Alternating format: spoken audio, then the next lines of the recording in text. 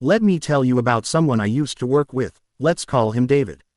On paper, he's exactly what most people would call successful. He's a senior director at a tech company, pulling in close to $400,000 a year when you combine salary and stock compensation. He's been earning at that level for years, meaning millions of dollars have passed through his hands. But here's the part that surprised me. When we sat down for dinner recently and started talking about money, he admitted something that didn't match his income at all. He has around $34,000 in savings. That's it. No serious investments outside his retirement account, no extra income streams, no real financial cushion. Just a high income. And a lifestyle that eats almost all of it. His monthly expenses are massive. A house payment that stretches his budget, luxury cars on lease, expensive schooling for his kids, memberships, vacations, constant upgrades to his home. From the outside, it looks like he's living the dream. In reality, he's one unexpected setback away from serious financial stress. So I asked him a simple question: how does this even happen? His answer was short, but it explains everything. Every time his income went up, his lifestyle followed. That one pattern is at the center of why so many high earners never actually build wealth. Over time, I started paying attention to this pattern, not just in him but in others earning really good money. And what I found is that it's not about how much you make. It's about what you keep, and more importantly, the habits that control where your money goes. If your income has grown over the years but your savings haven't kept up. If you're making good money but still feel financially tight, or if you quietly know you couldn't go very long without a paycheck, then this is going to hit close to home. Because the issue isn't a lack of income. It's a set of behaviors that slowly cancel out the advantage of earning more. The first one is something almost everyone falls into. As income increases, spending rises right alongside it. You get a raise, and within months, your lifestyle adjusts to absorb it: a better house, nicer car, more eating out, more comfort. It all feels justified because, technically, you can afford it now, but what really happens is that the opportunity to build wealth gets replaced by upgraded expenses. This doesn't usually happen all at once. It's gradual. At one stage, a small apartment feels fine. Then income grows, and suddenly a bigger home feels necessary. Then comes better furniture, better experiences, better everything. Each step feels reasonable on its own, but together they leave no room to actually get ahead. And that leads to a deeper issue. A lot of high earners never create a meaningful gap between what they earn and what they spend. And that gap is the only thing that builds wealth. It doesn't matter how impressive your salary is if almost all of it is going out the door, there's nothing left to grow. Someone earning far less but consistently saving a portion will often end up in a stronger financial position over time. There's a big difference between money coming in and money being kept.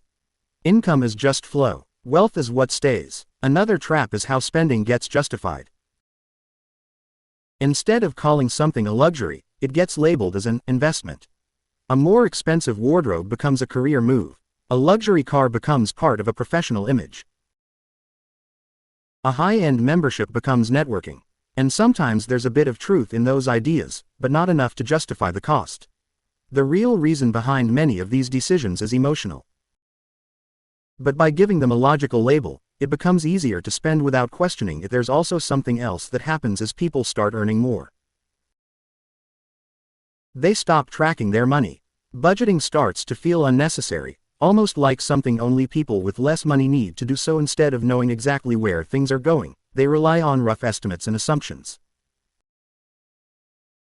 The problem is, those assumptions are usually wrong. Expenses creep in quietly: subscriptions, dining, shopping, small upgrades, and without tracking, it's easy to underestimate how much is actually being spent.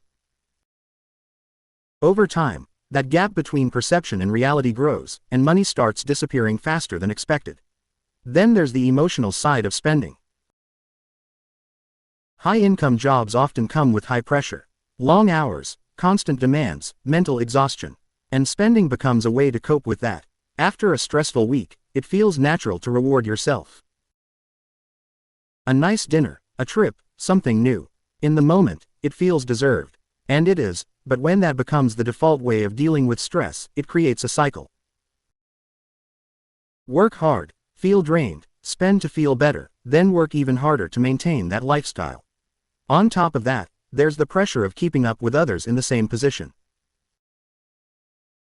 When everyone around you lives a certain way, it starts to feel normal. Driving a certain type of car, living in certain areas, sending kids to certain schools, it all becomes part of the expected image. And stepping outside of that can feel uncomfortable, even if it's the smarter financial move. So instead, people adjust their spending to match their environment, even if it quietly puts them under pressure. And finally, there's one belief that keeps this entire cycle going. The idea that future income will fix everything. It sounds like this: I know I'm not saving much right now, but once I earn more, I'll start. The problem is, when income increases, the same habits usually come along with it. The lifestyle expands again. The spending adjusts again, and the moment to finally get serious keeps getting pushed further away. At some point, years go by, and despite earning a lot, there's very little to show for it. So what actually needs to change? The first step is facing the reality of your numbers. Not just what you earn now, but how much you've earned over time, and how much of that you've actually kept. That comparison can be uncomfortable, but it's also eye-opening. The next step is creating separation between income and lifestyle. Instead of letting every raise upgrade your life, you lock certain parts of your lifestyle in place and allow your savings to grow instead.